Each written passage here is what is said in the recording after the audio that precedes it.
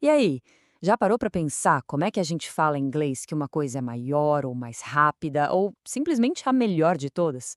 Pois é, para isso a gente usa adjetivos para comparar. É uma ferramenta essencial para descrever o mundo. E é exatamente isso que a gente vai desvendar hoje. Sabe aquela dúvida clássica? Quando eu uso bigger e quando eu uso biggest? E good ou best? Se essa diferença ainda não está 100% clara na cabeça, relaxa. A gente vai resolver isso de uma vez por todas agora. Então, o nosso caminho aqui vai ser bem direto. Olha só. A gente começa com a base de tudo, os adjetivos. Depois, a gente mergulha nos comparativos e nos superlativos. Aí vamos entender as regras para palavras curtinhas e para as palavras mais longas. E para fechar com chave de ouro, vamos dar uma olhada naquelas exceções que sempre aparecem para testar nosso conhecimento. Beleza, vamos lá então. Antes da gente sair comparando tudo por aí, a gente precisa entender a peça principal dessa história toda, o adjetivo. Ele é o nosso alicerce. De um jeito bem simples, o adjetivo é a palavra que dá vida, que dá cor a um substantivo. É ele que vai dizer se algo é grande, velho, bonito. São as palavras que fazem uma descrição sair do básico e ficar realmente interessante.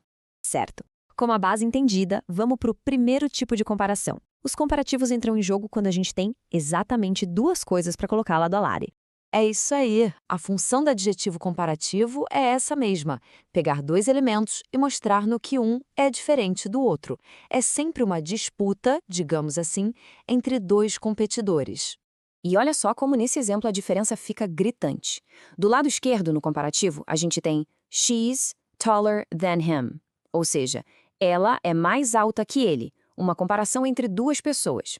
Já na direita, no superlativo, a frase é she is the tallest in the class. Aqui a história é outra. Ela não é só mais alta que uma pessoa, ela é a mais alta de todo um grupo, é ela contra o resto.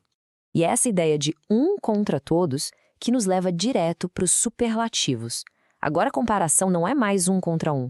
A gente está falando de pegar um elemento e colocar ele no topo do pódio, sabe? É destacar aquele que é o máximo em alguma qualidade dentro de um grupo. Então a palavra-chave aqui é extremo. O superlativo pega uma qualidade e leva ela para o nível máximo. É para falar do mais alto, do mais rápido, do mais interessante. É o campeão da categoria dentro de um grupo de 3 ou mais, claro. Beleza, a gente já sabe o que são e quando usar. Agora vem a parte prática. Como a gente forma essas palavras? Vamos começar pelos adjetivos curtos, que são aqueles de uma ou duas sílabas, porque eles seguem um padrão bem definido. A regra geral é bem tranquila. Olha só. Pega o adjetivo tall. Para comparar, a gente bota ER no final e vira taller. Para dizer que é o máximo, o superlativo, a gente usa EST e fica tallest.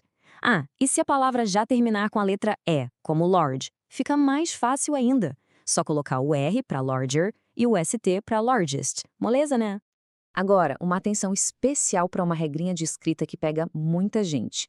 A regra CVC, de consoante, vogal, consoante. Pensa na palavra big.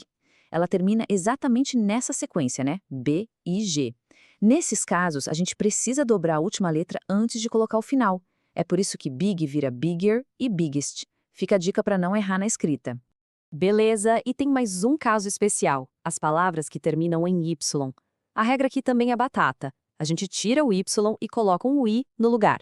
Depois é só seguir o baile e adicionar o R ou o est normalmente. E aqui, a gente vê isso funcionando na prática. Dá uma olhada. Hungry vira hungrier e hungriest. O mesmíssimo padrão acontece com noisy, que se torna noisier e noisiest. E com easy, que vira easier e easiest. Uma vez que se pega o jeito, não tem erro. Fechou. Já estamos craques nos adjetivos curtos. Mas e os mais longos? Como fica? Vamos ver agora que a lógica muda bastante.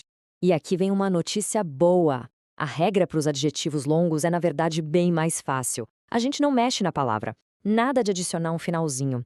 É só colocar a palavra more antes dela para fazer o comparativo e the most para fazer o superlativo. O adjetivo mesmo fica lá intacto. Simples assim. O legal aqui é que não tem surpresa. Olha só. Modern vira more modern e the most modern. O mesmo vale para expensive e intelligent. É um sistema bem previsível, o que é ótimo, né? Uma regra que se aplica para quase todos os adjetivos longos. Ah, mas é claro, seria fácil demais se não tivessem as exceções, né? Pois é, como em toda língua, tem aqueles adjetivos rebeldes que seguem as próprias regras. Ou melhor, não seguem regra nenhuma. Esses aqui são os principais, os que a gente mais usa e que, infelizmente, tem que decorar. Good não vira gooder, não, vira better e the best.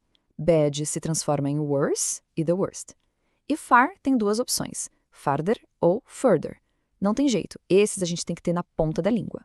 E olha como eles aparecem no dia a dia. Se alguém diz rock music is better than classical music, tá rolando uma comparação entre duas coisas. Por isso se usa o comparativo better. Agora na pergunta What's the best brand of chocolate in the world? A busca é pela número 1, a campeã de todas as marcas. Aí é o superlativo the best em ação. E para a gente fechar, fica uma pergunta. Pensando em tudo isso que a gente viu, desde a regrinha do ER e EST até os irregulares como o best, qual foi a dica que pareceu mais útil? Parar para pensar nisso ajuda a guardar a informação e, o mais importante, a usar tudo com mais segurança da próxima vez.